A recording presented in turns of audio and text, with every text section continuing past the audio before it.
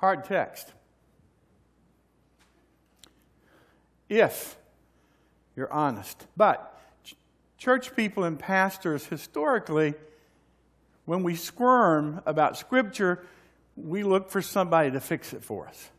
Well, certainly it didn't mean this, or it couldn't have meant that, even if it did. You'll notice that the people who were part of the bulletin service for the United Church of Christ chose the second part of the story as the theme, be opened.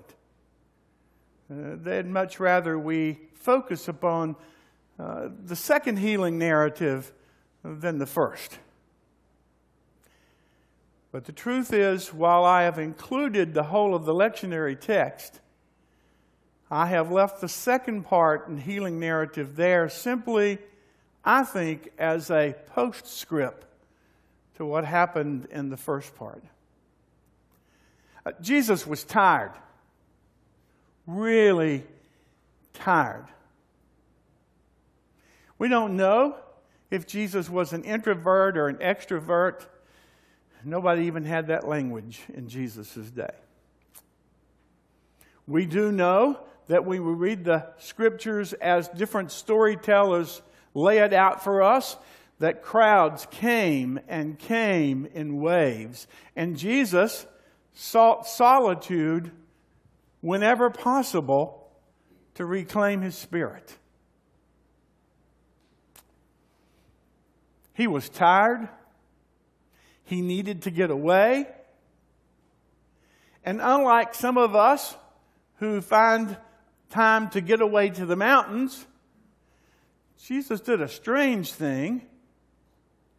He went to the border. I don't really hear Americans talking about needing to be rejuvenated by going to the border, especially these days. He went to the border. Don't know whose house it was. He had a place. No doubt he told his disciples, hey, keep an eye on this door. Don't let anybody in here. I've had it. I don't want to talk with you because you never get anything anyway. I don't want to see anybody at all today. Hold all my calls. I'm turning my cell phone off and I'm tuning off Facebook. No doubt he had already taken his sandals off. He'd wandered over, had something cool to drink. He just needed to, be.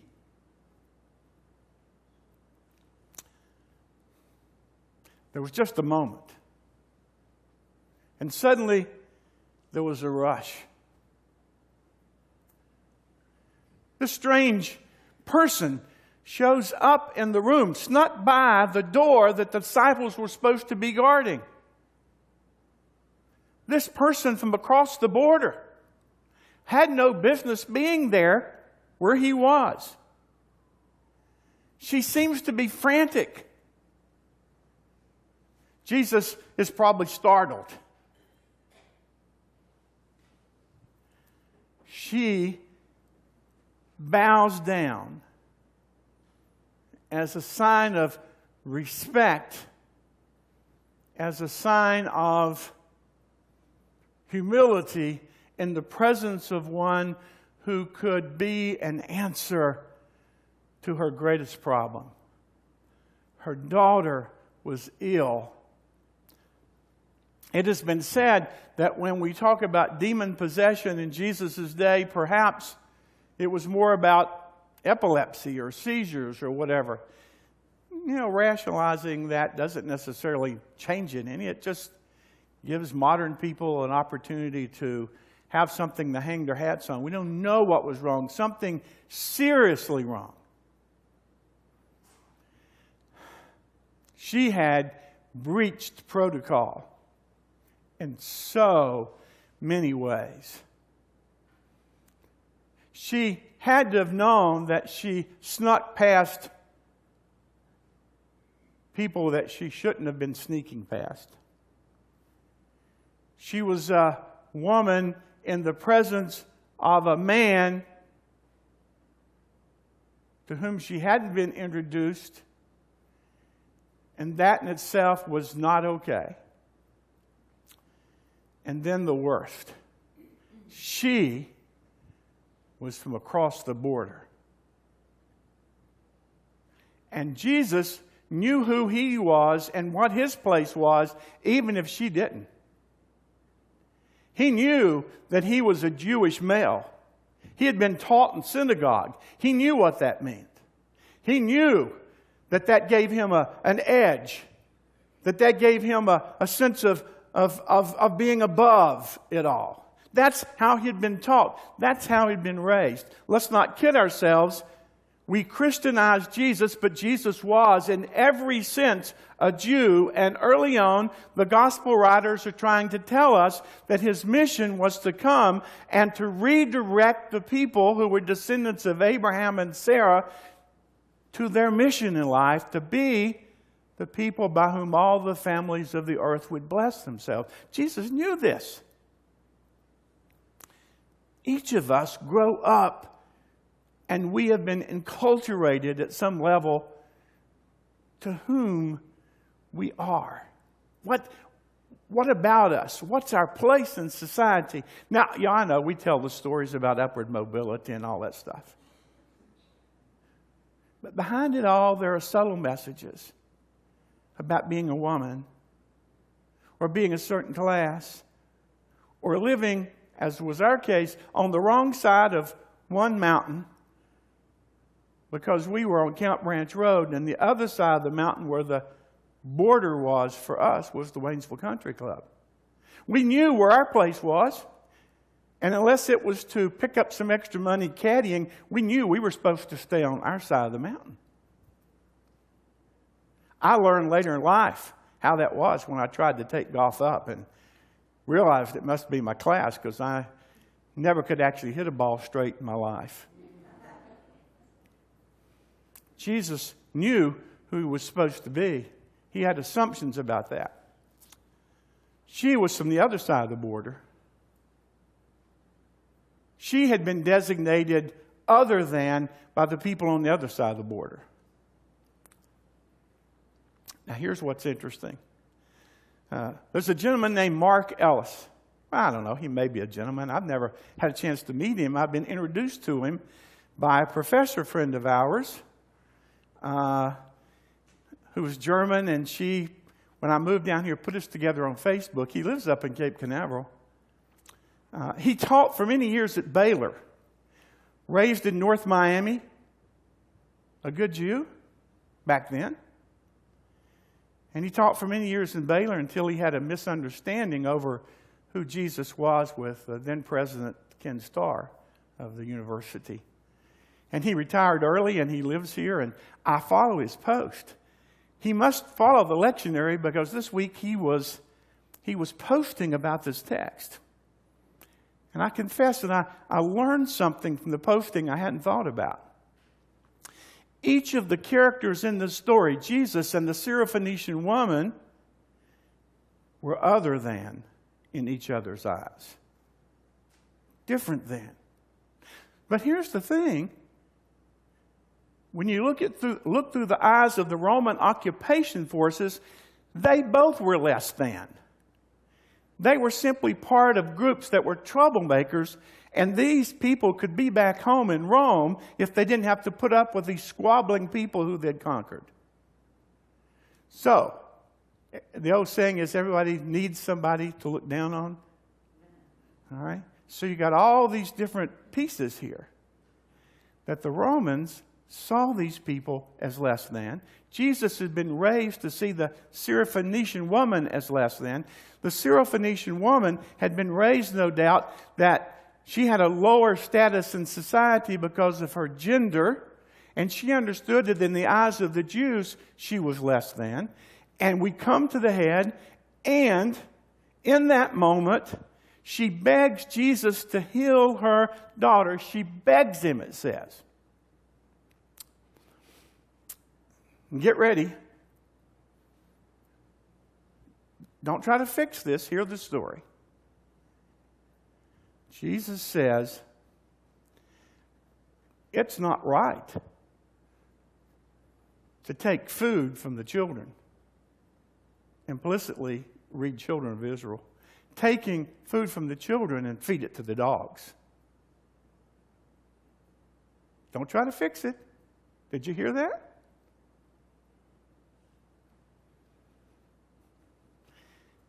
What a harsh metaphor. Good gracious. It's not right to take food from the children and feed it to the dogs. You got to love her. I love to have met this woman. She turns the metaphor on its head. Because she looks up at him and says, well, but even the dogs get to eat the crumbs that fall to the floor. This woman was frantic. And for those of us sitting here who have had children, we get that. That there have been times in our lives when we would do almost anything for our children. Right? Just a few years ago, in an emergency room, I stepped toward an emergency room doctor who looked like Doogie Howser in disguise. And I got this close and I said, when he was going to release Anna, I said, toward what end? He stepped away.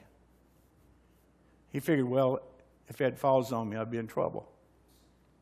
We will do anything for our children. She was frantic. No doubt that nothing had helped. No folk remedies, nothing. And so she's standing there going toe to toe with Jesus. Jesus from the gospel. I read this story, and I tell you why I don't want to clean this story up.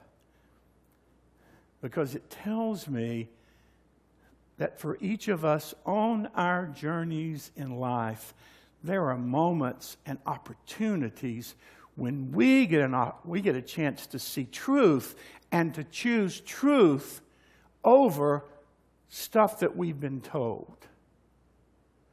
That we get a chance to see things clearly in a moment. And in that moment, there's that existential opportunity to say, yes, of course you're right. How could I not seen that before? Well, it could be because you were raised by people who told you who they thought you were or ought to be.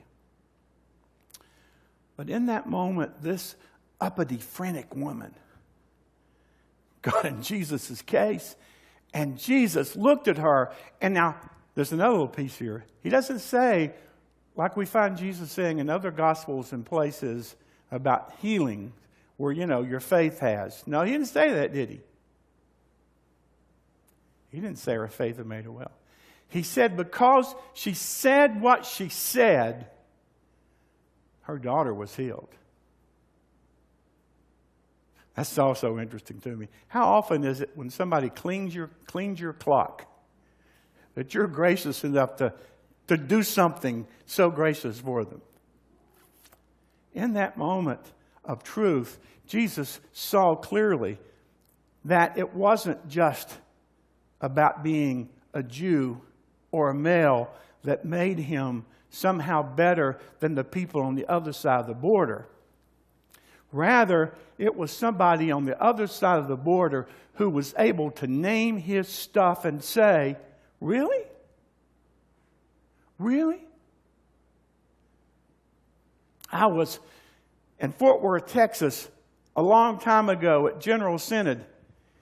We were in the convention center down the town, and it was like 103 about every day. And I thought, well, who in God's name would live out in some place like this? I was a delegate for the Central Atlantic Conference. Was about to become moderator of the Central Atlantic Conference. Was on the board of directors. I'm sitting here beside this woman and a man whom I like a lot. She and he were from Oklahoma. They were Baptist, so we shared stories of what it meant growing up Baptist. She was Cherokee. She would go on to work for the national staff eventually, Rosemary Maxie McCombs. There was something happening, and it was the summer I was in a bad place. Really dark, bad place. And I sat at the table, and I can't remember what the issue was about, but I said something that I shouldn't have said. She jumped in my face, and this usually peaceful, gracious person exploded at me. Would you quit your whining? You don't get to be the victim here. You have an Anglo background. And all of your life you've been treated as an Anglo person gets treated. And you're male, and all of your life you've been treated as if you deserve to have a certain amount of power, whether you've earned it or not. You don't get to be the victim. So just stop your whining and let's get on with this vote. I'm thinking, well, you don't know I'm about to become moderator of this conference. You obviously haven't heard that my church is one of the more prestigious in the Chesapeake Association. Oh, I pouted. I burned. The insides were burning. So I blew off the next worship session because I was in no mood to be worshiping when I've been called out by an uppity Cherokee woman. And I went to lift weights to pour out my anger. And as I'm in there and I'm thinking, and when I get mad, I talk to myself. It's the kind of thing that I passed on to Anna, apparently. Chris has to live with two people always talking to themselves. And in that moment, when I got away, and I breathed, and I heard at a different level, this woman nailed me right to where it hurt. And invited me, as it turns out, to more conversations later on that opened the door for true learning. That opened the door to see things more clearly, to hear in ways that I had not heard before. That no matter what my background was, no matter what I'd been told about how special I was, no matter what people had said about what I ought to do, that there were people on the other side of my borders who needed to have the same opportunities, needed to have the same love, needed to have the same level of acceptance that I'd been afforded by my birth certificate. Jesus isn't a bad guy here. Jesus was simply being who Jesus was. A Jew born in the land of Abraham and Sarah, called to do a mission as had been revealed to him.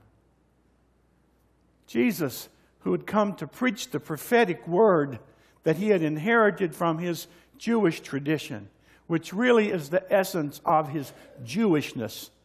Mercy and justice in the name of God. And along the way, the Syrophoenician woman said, wait a minute. Did anybody mention this reality to you? And Jesus doesn't say your faith. Just says what you've said. One could say that in that moment, she got the whole loaf. And she only asked for the crumbs. we leave this narrative, and as I'm going to mention next week as we continue in Mark and the lectionary text, Mark's always popping around, jumping from place to place. The Spirit is blowing like crazy here and there and about. Jesus leaves. He encounters someone who also has needs, who has speaking issues, is a deaf person. And Jesus, in that moment, has found his resources and his centeredness, and he heals once again. Turns out Jesus may not have needed quiet time as much as he needed a new revelation and a new vision. Sometimes that's how the church is. We think we need a new gimmick. We think we need a new way to frame ourselves. We think we need this and that and the other. And sometimes we need to put our listening ears on to those outside the walls who want to tell us, some kindly and others not so much. Get your heads out of the sand and listen to the gospel that you're always talking about. That the band of God's love is broad and long. And anything is possible. Anything. If you give yourselves a chance.